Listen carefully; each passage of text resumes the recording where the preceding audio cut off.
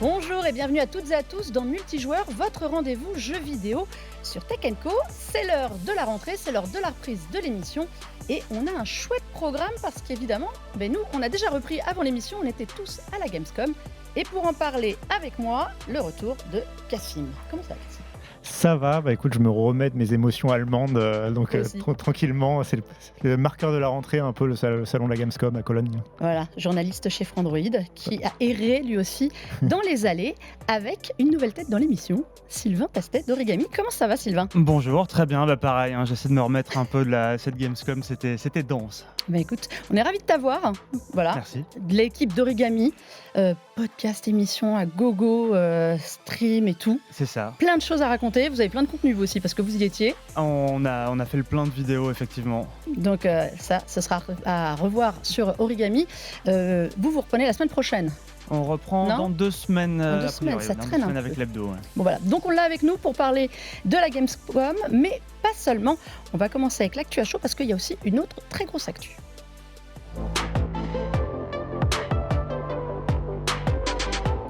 On fait patienter tout le monde avant de parler de la Gamescom. On va parler du premier gros jeu de la rentrée de l'été. Tous les ans, on en a un quand même, qui fait parler. Toujours, ouais. Après l'année dernière, Baldur's Gate 3, cette année, c'est Black Myth Wukong. Sylvain, est-ce qu'on avait vu venir le carton, pour rappel, 10 millions de jeux vendus en 3 jours sur PC et PS5 seulement ?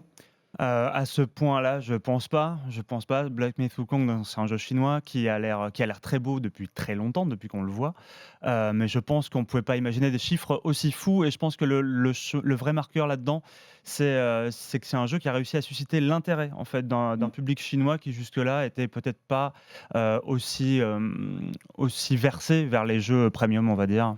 Alors, on l'a présenté comme ça depuis longtemps. C'est le premier gros jeu chinois, alors comme on se le disait un peu hors antenne, à l'ancienne, c'est-à-dire qui est prévu pour être un blockbuster, un triple A sur console et PC. Tu dis les Chinois s'y attendaient pas, mais c'est un jeu qui leur parle pourtant, parce que c'est l'adaptation de La Pérégrination vers l'Ouest, qui est un roman populaire chinois très connu. Pourtant, ils se sont rués en masse, il n'y a plus de PS5 dans le pays. Il n'y a plus de PS5 dans le pays, paraît-il, c'est ce qu'ils nous disent. Oui, je pense que le fait de faire un jeu aussi qui soit aussi centré sur quelque part un peu leur héritage culturel, c'est forcément quelque chose qui va intéresser un peu plus le public. Après, c'est une légende qui est très populaire, je veux dire, Dragon Ball, ça vient aussi de là, ce genre de choses. Donc c'est un mythe qui est parlant. On est sur un singe créé par Bouddha qui part se venger de toute une palanquée de dieux incroyable. C'est très très beau visuellement, c'est très impressionnant dès les premiers instants de jeu, même si il y a quelques couacs techniques, mais manifestement le public est passé outre. Visiblement, oui, on parlait des couacs techniques. Les premiers tests avaient surtout fait remonter ça. On se souvient qu'il y a eu... Alors, pour rappel, quand on est journaliste, c'est vrai qu'on a un accès anticipé au jeu pour pouvoir évidemment le tester. Il y avait plein de bugs. Cassim, qu'est-ce qui fait que ça ne parle pas qu'aux Chinois, à ton avis, ce jeu ? Parce qu'on dit, même s'il y a eu 3 millions de personnes en simultané, notamment sur Steam, et on sait que quand ils vont se coucher, ça baisse tout de suite quand même. Oui, il y a des journalistes qui ont découvert que la Chine dormait au moment où les États-Unis étaient réveillés. Donc que la Chine dormait. Oui, c'était tout court déjà, ça a choqué beaucoup de monde. Mais oui, c'est un jeu qui a à la fois les codes culturels, du coup, effectivement, d'un mythe chinois, mais un mythe, comme tu l'évoquais avec Dragon Ball, qui est connu dans le monde entier finalement, dont on comprend un peu les inspirations, même sans avoir lu le roman d'origine. Et en même temps, c'est un jeu qui a tous les codes du jeu premium occidental, jeu d'action avec des graphismes vraiment très ambitieux, jeu payant aussi. On parlait de jeu premium, c'est le côté, faut aller dépenser les 70-80 euros. C'est pas un jeu free-to-play pensé pour le mobile, comme la Chine a pu nous habituer jusque-là. Là, c'est vraiment, on a tous les codes. Il y a quelques années, on aurait pu nous dire ça a été développé par Ubisoft ou par Activision. On aurait dit OK, pourquoi pas quoi. Ouais, clairement. C'est Game Science qui est derrière. Mais c'est le premier gros jeu issu directement de la Chine sans qu'il soit en sous-traitance finalement. Et ça, c'est un marqueur très important. C'est la première fois que le pays est capable de mener une production de bout en bout et de l'exporter à ce point-là avec un gros succès, quoi. Alors, c'est un jeu qui, comme on l'a dit, a fait parler de lui très très tôt parce qu'il est très beau. Nvidia a aussi contribué ou s'est appuyé sur le jeu pour faire sa promo technologique. Il a aussi fait l'objet d'une polémique, alors qui ne nous a pas concerné nous directement, mais les créateurs de contenu qui ont reçu toute une liste de choses à faire et ne pas faire, notamment des sujets à ne pas aborder. Ne pas parler de Covid, ne pas parler de propagande féministe, ni de l'industrie du jeu vidéo, de la politique chinoise évidemment aussi. Mhm. Est-ce que vous pensez que ça contribue aussi, alors indirectement, je dirais dans l'air du temps, au succès il faut absolument qu'on aille voir ce jeu s'il y a vraiment tout ça derrière d'interdit? Ah, la question piège. Je pense qu'en tout cas, ça a contribué à faire parler du jeu sur Internet, ça c'est sûr, et qu'il y a désormais, il y a des réseaux sociaux dont l'algorithme est tourné vers la mise en avant de ce genre de polémique, donc forcément, ça fait parler du jeu, et qui s'alimente là-dessus. Donc, sachant qu'on sort, c'est pas la première polémique du genre qu'il y a eu de cette année.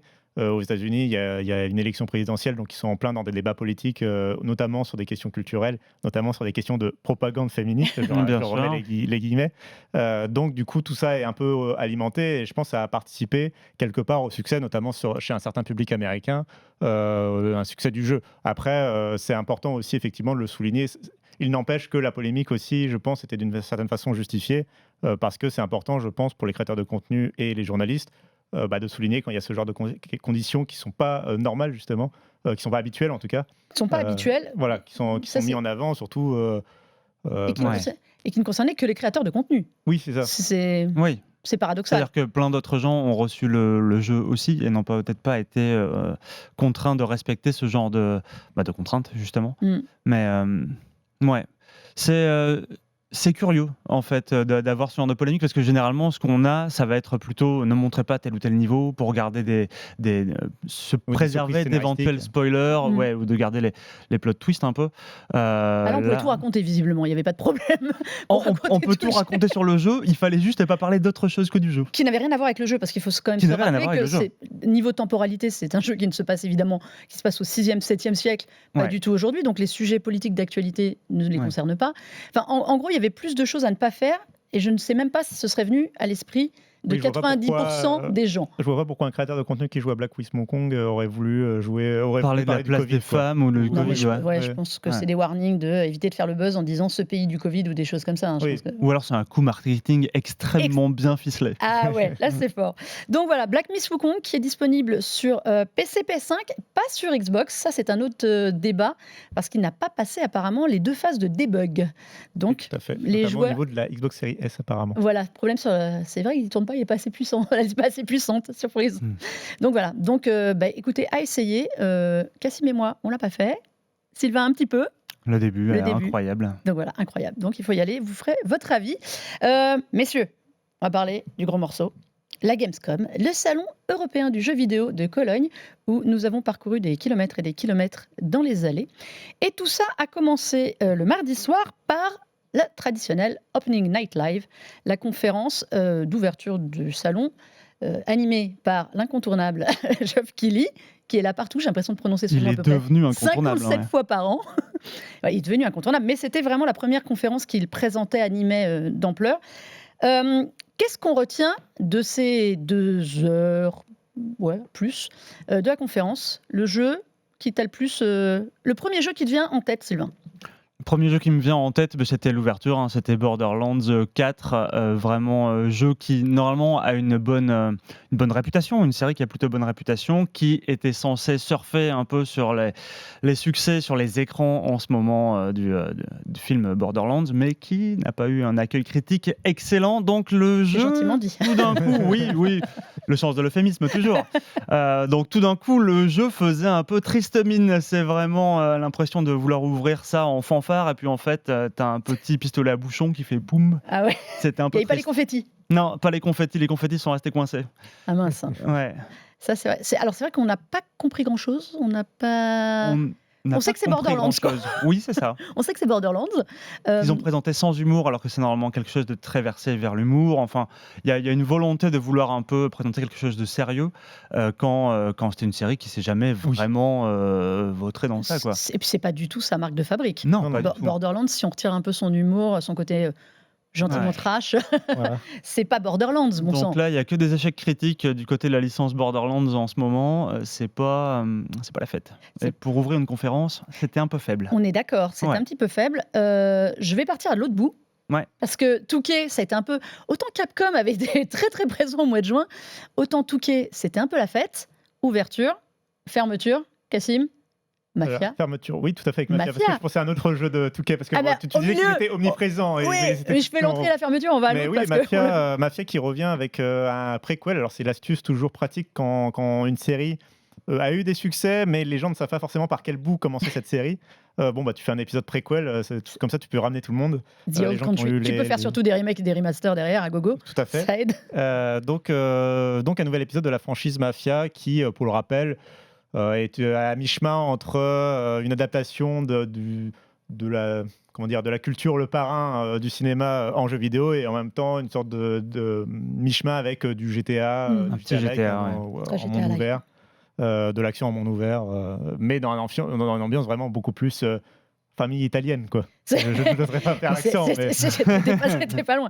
On en a vu un peu plus de Mafia. Mafia, c'est vaguement prévu pour 2025, comme Borderlands. Non, Mafia, on n'a pas de date, mais Borderlands, c'est 2025. Bah, à peu près tous les jeux qu'on a vus dans cette conférence, c'était 2025. Hein. Ouais, C'était vraiment la grande marque de tous les jeux qu'on a vus à cette Gamescom, quoi. Voilà, il y avait... Alors, au milieu de cette conférence Touquet, il y avait Civilization 7, révélé au mois de juin, officiellement montré là, qui arrivera le 11 février prochain.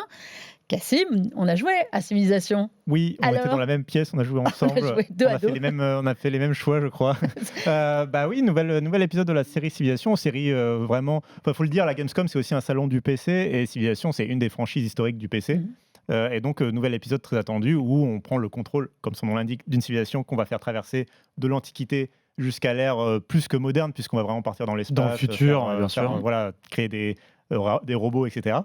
Donc c'est toujours des jeux très ambitieux et qui ont marqué l'histoire du PC. Et là, ce nouvel épisode va vouloir toucher un peu plus au réalisme historique, puisque non, en réalité, c'était pas très réaliste de choisir les États-Unis et de pouvoir conduire les États-Unis depuis l'Antiquité jusqu'à l'ère moderne. Cette fois, on va plutôt partir, par exemple, de l'Égypte ancienne, la faire évoluer, je sais pas, vers l'Empire musulman ou vers l'Empire romain, puis la faire évoluer après vers l'Europe, etc. Et on va pouvoir choisir âge après âge de bifurquer d'une civilisation à l'autre, tout en ayant une certaine cohérence et avoir vraiment ce côté historique, comme nos villes européennes, justement, d'avoir, par exemple, un centre-ville avec les murailles, et puis après, un centre-ville externe, plus développé, mais plus moderne, et ce genre de choses. Avec un plot twist cette année, c'est qu'on n'est plus obligé d'associer la civilisation et son leader. Donc, si vous avez envie de mettre... alors, c'était pas Cléopâtre, j'arrive jamais à prononcer son nom, Hatshepsut. Mais si vous voulez mettre George Washington à la tête de l'Empire français, vous pouvez. Allez-y, faites-vous plaisir. Bien sûr. Mais voilà. Et surtout, c'est découpé maintenant en période, parce qu'ils se sont aperçus que les gens, au bout de 557 heures sur Civilisation... Se lassaient un peu. Oui, et surtout, s'ils se déconnectaient une fois, ils ne savaient plus où ils en étaient. Donc maintenant, il y aura des périodes, des âges pour faire ça. Est-ce que ça t'intéresse, Civilisation, toi ou pas, ça m'a intéressé, mais ça fait longtemps que j'y ai pas joué. Mais c'est parce que c'est un gouffre temporel immense. Exactement, c'est l'un des jeux les plus chronophages de l'univers. Ouais. Donc voilà, le fameux un petit tour de plus alors qu'il est 4h du matin. Arrivé, on a tous connu. L'autre jeu, et on parlait de jeux beaucoup sur 2025, il y a un jeu dont on a beaucoup parlé qui arrive en fin d'année à une date un peu étrange, c'est Indiana Jones et le Cercle Ancien, qui arrive le 9 décembre sur PC et Xbox Series. Et alors là, le rebondissement qu'on n'attendait pas du tout parce qu'il a été murmuré depuis des jours, Cassim, la sortie sur PlayStation 5 seulement quelques mois plus tard, donc au printemps 2025. Mon Dieu, que se passe-t-il ? C'est les conséquences du rachat, c'est les nombreuses conséquences du rachat d'Activision Blizzard par Microsoft. Alors là, c'est un jeu Bethesda. Microsoft avait réussi à négocier l'exclusivité sur Xbox de ce jeu. Alors Bethesda, Indiana Jones, donc Disney. Donc on pensait à un jeu plutôt multiplateforme à la base. Ils avaient réussi à négocier l'exclusivité sur Xbox. Et finalement, le rachat de 80 milliards de Activision Blizzard, il va bien falloir le rentabiliser. Donc il faut falloir vendre le jeu un peu plus que sur Xbox et PC. Donc on va le vendre aussi sur PlayStation. Et donc, retournement de situation, le jeu qui devait être en exclusivité, finalement, sera multiplateforme. Mais qui était à l'origine prévu avant rachat pour tout le monde. Donc tout le monde l'aura. Il te tente, ce jeu, Sylvain ? Ouais, il a l'air plutôt intéressant. Mais je reviens juste un peu là-dessus. Ce que ça dit surtout de ça, c'est que avant ça durait 1 an à peu près les périodes d'exclusivité à une machine. Là, on a changé un peu. On voit que il y a des digues qui ont sauté. Il me tente, oui, forcément, parce que déjà c'est un jeu Indiana Jones, donc qui reprend extrêmement bien, on va dire, tout ce qui est l'humour de la série, qui va vouloir vraiment mettre l'accent sur tout ce qui est énigme, ce genre de choses. Un jeu qui va normalement, c'est un jeu Machine Games qui a plutôt fait jusque-là des shooters à la première personne, des jeux de tir, quoi. Là, on a vraiment un mélange qui est un peu plus curieux. On va avoir des passages un peu à la troisième personne, avec des passages un peu de plateforme, ce genre de choses, beaucoup plus d'énigmes. Mais il y a quelque chose d'assez séduisant en vrai dans ce jeu-là, je trouve. Ouais, mais moi, il me tente bien, mais moi, je suis une grande fan d'Indiana Jones, donc Et il faut mentionner que pour ce jeu, on est particulièrement bien choyé en France, puisqu'il aura une vraie VF, notamment avec Richard Darbois Oui, à qui est la la voix de Indiana, donc La voix originale, bien de sûr. Harrison Ford. petite info, ce n'était pas la voix du premier. À l'époque, souvenez-vous, si vous écoutez, c'est pas la voix du premier. Il y arrive ensuite. Je casse mon effet. Non, mais parce qu'en fait, non, c'est très bien parce que justement, c'est la voix. Oui, après, c'est la voix que les C'est gens la se- voix aujourd'hui de. Mais voilà, mais parce que je crois que le premier doubleur est décédé. Et Mais en donc tout c'est pour ça. Mais en tout cas, c'est la voix contrairement, emblématique. du coup, en tout cas, c'est pas Harrison Ford qui fait la voix dans la Non. version originale. Non, Par contre, euh, c'est Troy Baker. C'est trop. Voilà, Mais par Rebecca. contre, c'est notre Richard Darbois français Et ça pour la sera bien. VF. Un des derniers travaux de Bethesda France avant la vague de licenciements qui les a touchés en début d'année. Mais du coup, en tout cas, une version française qui s'annonce de très grande qualité, quoi. Et ça, c'est une bonne, très, très, très bonne idée. On a vu beaucoup d'extensions, beaucoup de DLC. C'est beaucoup de jeux qu'on avait déjà vus. Call of Duty, qui s'est rappelé au bon souvenir de tout le monde. Monster Hunter Wilds ou Dragon Ball dont on parlait tout à l'heure. Est-ce qu'il y a un jeu qui vous a surpris, qui vous a plu, qui vous a donné envie? Oula. Alors moi, je sais, parce que je leur ai demandé, donc j'ai les réponses. Il y a une sorte de grand silence. Bon, alors, mais je sais parce que toi, tu as beaucoup aimé Starfield. Ouais. Starfield, on a un DLC qui va sortir, donc une extension de Starfield, donc, qui est un très gros jeu, pareil, qui nous vient de chez Microsoft, qui était décidément partout. Mais en même temps, il faut rappeler que... À 35 studios. Ouais, c'est ça. Puis il faut rappeler que Sony et Nintendo participent pas non plus à ce genre d'événements eux-mêmes, même si on voit des jeux Sony ou Nintendo là-bas. Starfield, donc, qui était un jeu qui était connu pour être dans l'espace, donc vraiment mettre l'accent sur les voyages spatiaux, passer de planète en planète, avoir un monde infini ou pas loin avec des générations procédurales de planètes dans tous les sens. Là, qui a connu un certain désamour des joueurs, ou du moins un certain désintérêt en tout cas d'une frange des joueurs qui s'attendaient plus à ce que fait d'ordinaire le studio, à savoir peut-être un peu plus du Fallout, ce genre de choses. Et ben là, on est revenu sur une planète faite à la main, plus de voyages spatiaux, vraiment une espèce d'univers beaucoup plus resserré, beaucoup plus horrifique, beaucoup plus maîtrisé en fait, qui moi me tente beaucoup et me donne un peu envie de retourner sur Starfield. Je pense que c'est un peu le but recherché de ce DLC, c'est de dire bon attendez, ok, vous n'avez pas aimé les planètes par million, on va vous en mettre juste une, vous allez voir, elle est faite avec amour, ça va vous plaire. C'est la vraie V2 qu'on attendait, ce Shattered Space là. Il y a un peu ça, ouais. Il y a un peu ça. Et franchement, c'est tentant. Là, ce qu'on voit, c'était un autre DLC, c'était le Rev 8. C'est un petit bolide qu'ils ont rajouté pour aller se balader un peu sur toutes les planètes. Mais je pense que ce que les gens attendent surtout, c'est Shattered Space. Voilà, le 30 septembre, ce sera. Il y a un jeu qui vous a plu à tous les deux, et donc je vais donner la parole à Cassim, c'est Reanimal, qui est le nouveau jeu du studio Tarsier, qui était les papas de Little Nightmares. Qui ont passé la main à Supermassive. C'est quoi, c'est un nouveau Little Nightmares? En résumé un peu, parce que c'est un peu aussi une des tendances de cette Gamescom, c'est les jeux faits par le studio qui a créé la franchise, mais qui n'a plus les droits sur la franchise, mais va quand même continuer à faire des jeux du même genre. Il y a aussi les développeurs de Dontnod, par exemple, qui font un Life is Strange un peu... Là, les images qu'on voit derrière, c'est le nouveau Little Nightmares 3. Et c'est vrai que Reanimal, il y a vraiment ce côté en un peu plus horrifique quand même. Oui, alors j'avoue que du coup, ça m'a séduit, mais en même temps, ça m'a séduit suffisamment pour me dire que j'avais pas envie d'y jouer, je crois, au-delà de la démo. C'est-à-dire que oui, ça m'a fait quand même très peur. On joue un duo d'enfants perdus. Ah bon c'est marrant. Perdus dans une sorte de maison géante dans laquelle ils sont attaqués à la fois par des ombres et en même temps par des créatures qui font... on va dire, s'ils font la taille d'une souris, les créatures font la taille d'un chat, d'un gros chat, on va dire, voilà, pour donner un peu le sens des proportions.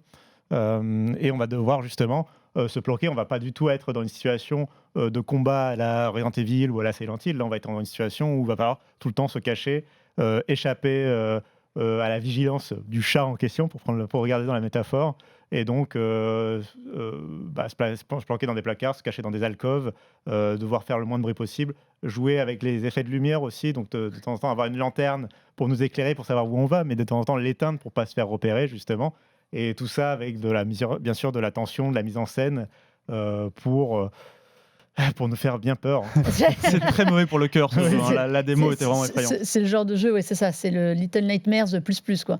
Ouais, Tarsier qui en fait a été vendu, cédé à Embracer, c'est pour ça qu'ils ont perdu la licence Mhm. de Little Nightmares appartient à Bandai. Moi j'ai beaucoup aimé Little Nightmares 3, mais comme le 2 et le 1, donc je suis un très bon public pour jouer à me faire peur, mais moins que vous quand même, hein, on va le reconnaître. Alors c'est marrant, si je pitch, ça ressemble quand même énormément à ce que tu racontes. Ouais. Vous avez deux personnages, deux petits-enfants.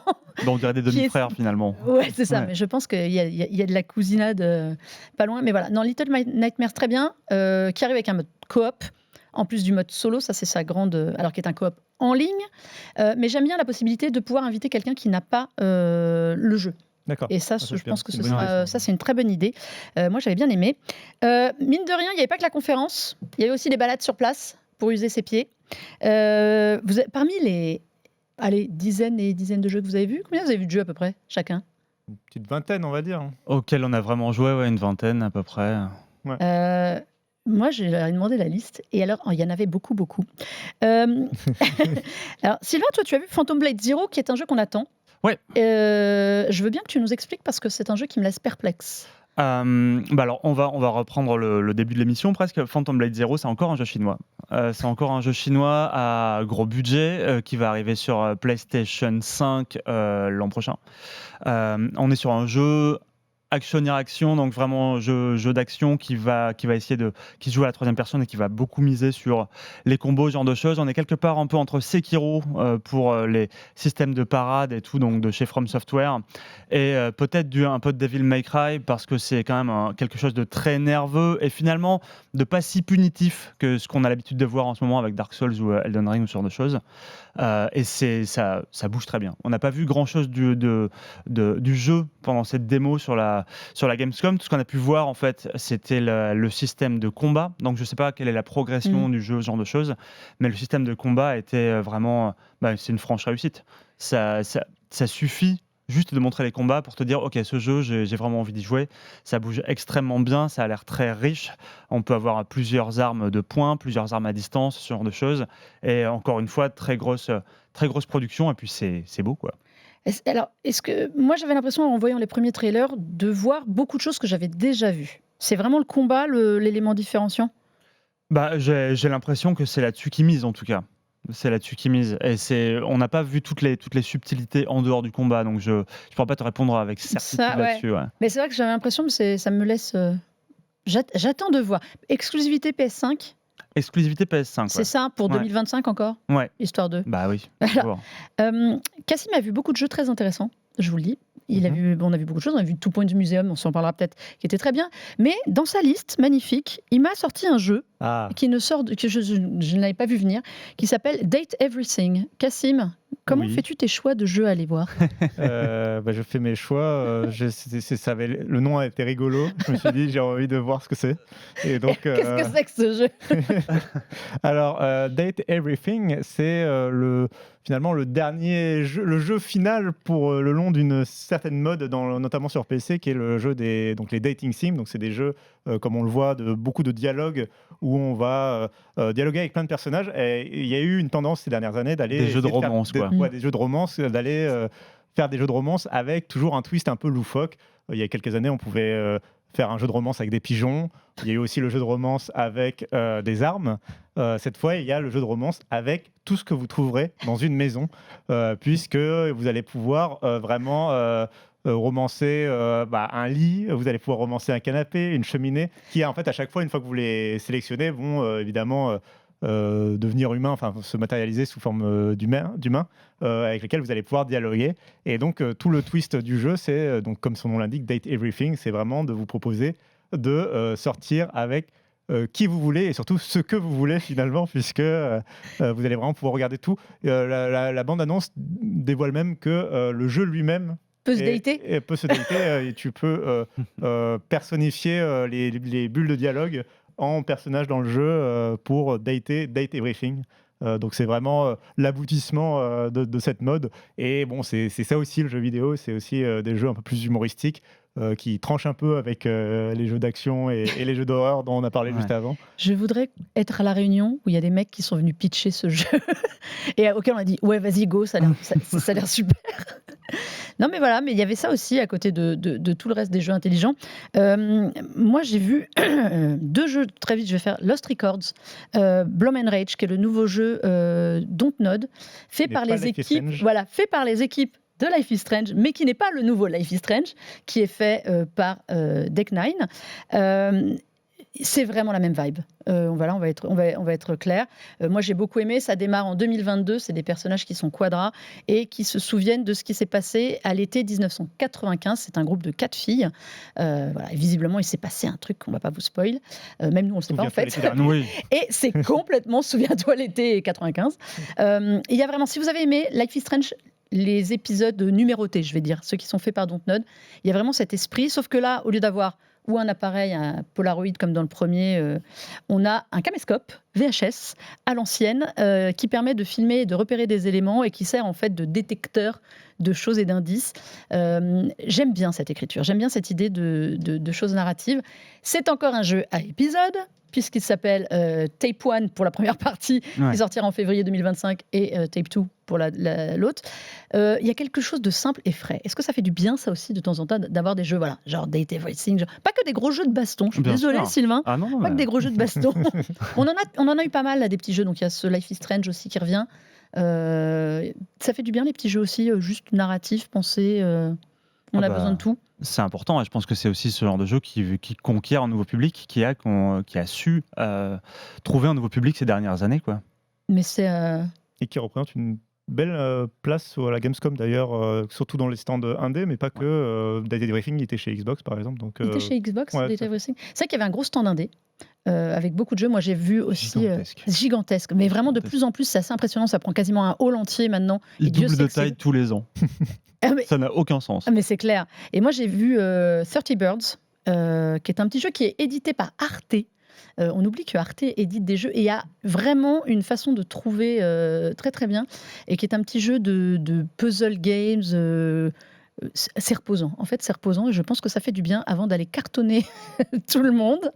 On va arriver à la fin de cette émission. Messieurs, s'il y avait un jeu que vous avez vu qui sortirait dans les 6 mois, à recommander absolument.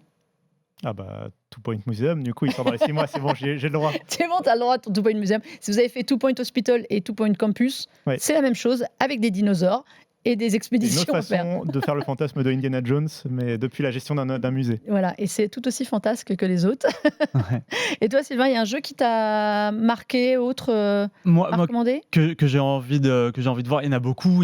Si je dois en citer un, peut-être que j'aurais envie de citer surtout Kern, en fait. C'est un jeu français, donc de chez The Game Bakers, un jeu d'escalade qui a l'air de vraiment pousser loin la simulation. Il y a beaucoup de jeux dans lesquels on fait de l'escalade ces dernières années, mais en fait, on fait jamais vraiment de l'escalade, juste on grimpe des parois.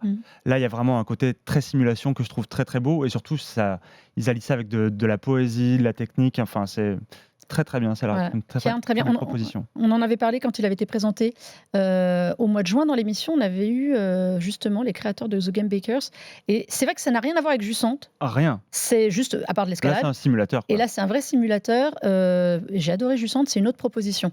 C'est vraiment complètement autre chose, et à suivre. Voilà. Mais celui-là, il fait vraiment ressentir un peu la solitude de l'escalade et tout. Il y a quelque chose de très beau là-dedans, je trouve. Kern aussi, très très beau jeu. Voilà, tout ça, c'est pas pour maintenant. Malheureusement, l'année 2025, on va faire 3 émissions par semaine pour essayer de parler de tout. Messieurs, merci beaucoup à vous d'être venus. Cassim, maintenant, t'es un peu comme chez toi. On te retrouve sur Frandroid. Tout à fait, où on va parler de la Gamescom, notamment. C'est original. C'est original, où on se prépare à une grosse rentrée tech et jeux vidéo. Il y a aussi, je ne sais pas si tu es au courant, mais il y a une conférence Apple qui se profile à l'horizon. Pas du tout, jamais entendu parler. Des nouveaux iPhones. Un truc à pomme. Sylvain, merci d'être venu pour cette première. J'espère que tu auras envie de revenir. Merci pour l'invitation. Et donc on te retrouve, Origami, reprise. Origami, on reprend dans 2 semaines, tous les vendredis, donc pour l'hebdo, l'actu du jeu vidéo en direct sur Twitch et YouTube. Voilà, évidemment, à écouter, à voir absolument Origami. Et messieurs d'Origami, vous êtes les bienvenus quand vous voulez. En tout Merci. cas, merci à vous toutes et tous d'avoir suivi cette émission. Eh bien, vous pouvez la retrouver en multidiffusion sur Tech Co, en replay sur YouTube et sur le site Tech Co, et évidemment en podcast sur toutes les bonnes plateformes. Et puis, on se dit bien la semaine prochaine pour, en effet, dérouler la rentrée qui s'annonce exceptionnellement chargée. Allez, jouez bien et à très vite.